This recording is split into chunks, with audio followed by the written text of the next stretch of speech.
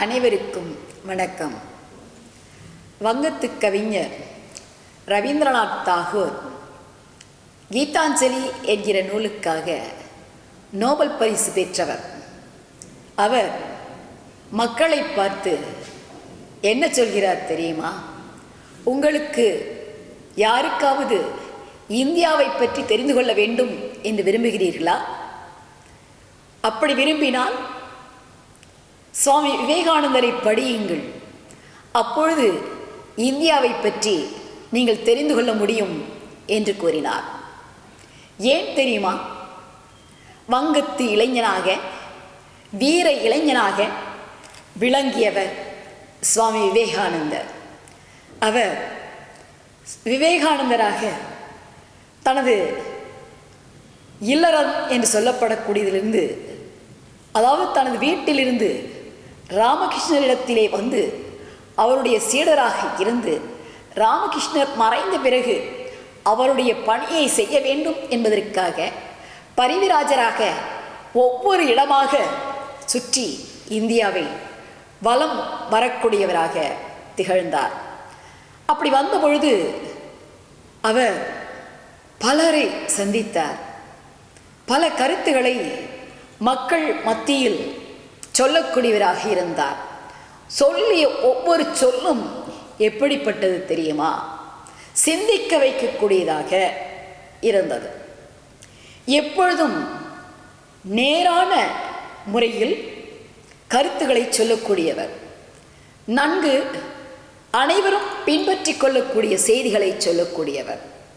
ஒருபொழுதும் அவருடைய வாயிலிருந்து ஒரு சொல் கூட எதிர்மறையான எண்ணத்தை தூண்டக்கூடியதாக அமைந்ததே கிடையாது. மறுப்பு சொல்லக்கூடியதாக அல்லது வீண் விதண்டாவாதத்தை ஏற்படுத்தக்கூடியதாக, கலகத்தை உண்டாக்கக்கூடியதாக, போராட்டத்திற்கு உரியதாக அமைந்ததா என்று சொன்னால் கிடையாது. இளைஞர்களை தட்டி எழுப்பினார். அவருடைய வாயிலிருந்து புறப்பட்டு வந்த ஒவ்வொரு சொல்லும் ஆற்றல் மிக்கதாக, வலிமை வாய்ந்ததாக, ஒவ்வொருவரையும் சிந்திக்க வைக்கக்கூடியதாக இருந்தது.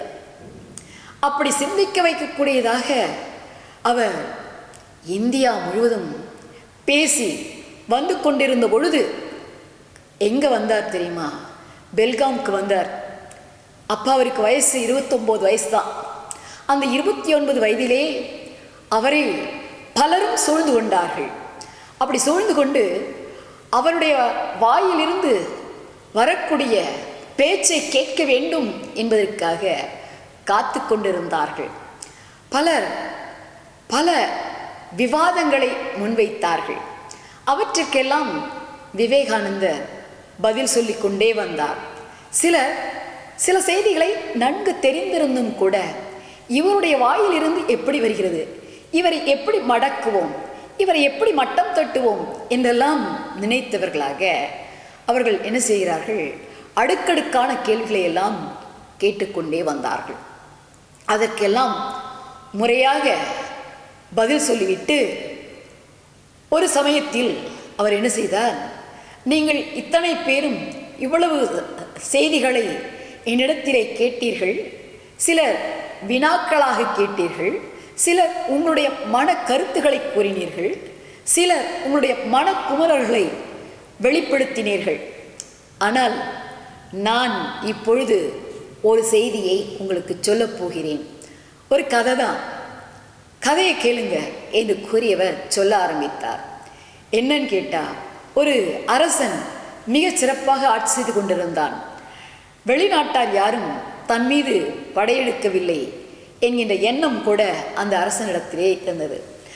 எங்கும் அவனுடைய அரண்மனை சுற்றி இருக்கக்கூடிய இடங்கள் எல்லா இடத்திலும் கேளிக்கையும் மகிழ்ச்சியும் ஆடி பாடி கொண்டாடக்கூடியவர்களாக இருந்தார்கள்.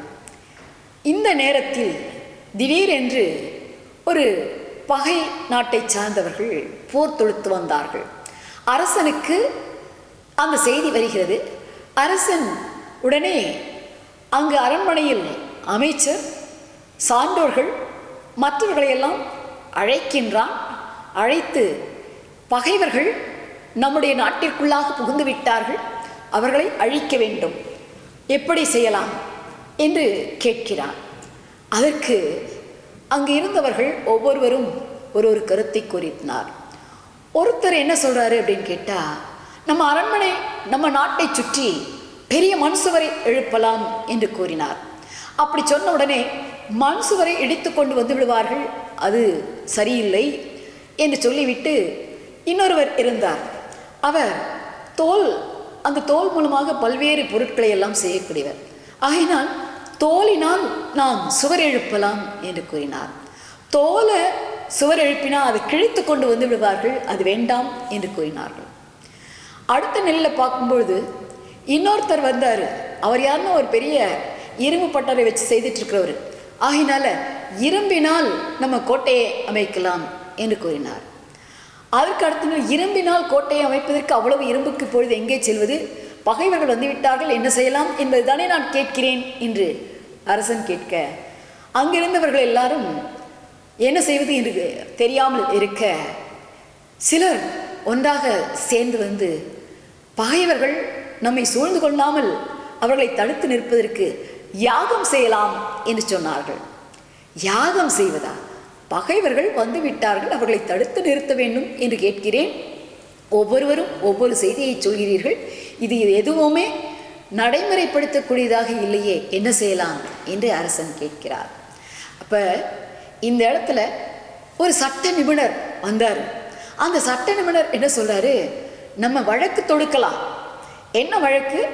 முன்பின் தெரியாமல் சொல்லாமல் கொள்ளாமல் போர் தொடுத்து வருவது என்பது கூடாது, அது முறையானதல்ல, முறையாக போர் தொடுத்து வர வேண்டும் என்று வழக்கு போடலாம் என்று கூறுகின்றார். இதெல்லாம் கேட்டுக்கொண்டிருந்த அரசன், நீங்கள் எல்லாம் சொல்வது சரிதான், ஆனால் இதற்கு பிரச்சனை என்ன? பகைவர்கள் வந்து விட்டார்கள், சூழ்ந்து விட்டார்கள், நம்மளை வெற்றி கொள்ளப் போகிறார்கள் என்பதை தடுத்து நிறுத்த வேண்டும், அதுதான் நான் கேட்டது என்று சொன்ன அவர்களுக்குள்ளாக ஒவ்வொருத்தரும் நான் சொன்னதுதான் சரி, நான் சொன்னதுதான் சரின்னு சொல்லிட்டு காரசாரமாக விவாதம் செய்தார்கள். அப்போ கடைசியில் பார்த்தா பேச்சு தொடர்ந்து கொண்டே இருந்ததை தவிர அங்கே முற்றுப்புள்ளி என்பது அமையவில்லை. அதனால் பகைவர் அரசர்கள் வந்தார்களே, பகைவர்கள் அவர்கள் முற்றிலுமாக அந்த அரசன் ஆட்சி செய்த இடத்தை கைப்பற்றி கொண்டார்கள். எல்லாரையும் அழித்து சிலரை தங்களுக்குரியவர்களாக வைத்துக்கொண்டு பொருட்களை எல்லாம் சுருட்டி கொண்டார்கள். இதிலேருந்து என்ன தெரிஞ்சுக்கிறோம் என்று சுவாமி விவேகானந்தர் கேட்டார். ஆம் அன்பர்களே, பிரச்சனை என்ன, அந்த பிரச்சனையை எப்படி எதிர்கொள்ள வேண்டும் என்பதுதான் இடம், பொருள், காலம், ஏவல் என்கின்ற அடிப்படையிலே நாம் சிந்தித்து செயல்பட வேண்டுமே தவிர தேவையில்லாமல் வீண் விவாதங்களை, வீண் பேச்சுகளை வெட்டியாக பேசிக்கொண்டு காலம் கழித்து கொண்டு இருப்பது என்பது நம்முடைய வாழ்க்கைக்குரிய செயலே கிடையாது. என்ன செய்ய வேண்டும்? பிரச்சனைகள் வந்துவிட்டால் பிரச்சனைகளை கண்டு கலங்கக்கூடாது. அதற்காக மற்றவர்கள் துணையை நாடலாம், பலர் கருத்துக்களை கேட்கலாம். ஆனால் முடிந்த முடிவாக உறுதியாக இதைதான் செய்ய வேண்டும் என்று தெளிவான ஒரு முடிவை எடுத்து செய்கின்ற பொழுது நாம் பிரச்சனையை வெற்றி கொள்ள முடியும் என்று கூறி முடித்தார். ஆகையால் அன்பர்களே, பிரச்சனை என்ன, பிரச்சனைக்குரிய காரணம் என்ன, அதை தீர்ப்பதற்குரிய சுமூகமான வழி என்ன என்பதிலே மட்டும் நாம் இருப்போம், அதை மட்டும் கடைபிடிப்போம். தேவையில்லாமல் வீண் விவாதங்களை, கலகங்களை, போராட்டங்களை சந்திக்கக்கூடியவர்களாக இருக்க வேண்டாம் என்று கூறி அமைகிறேன். நன்றி, வணக்கம்.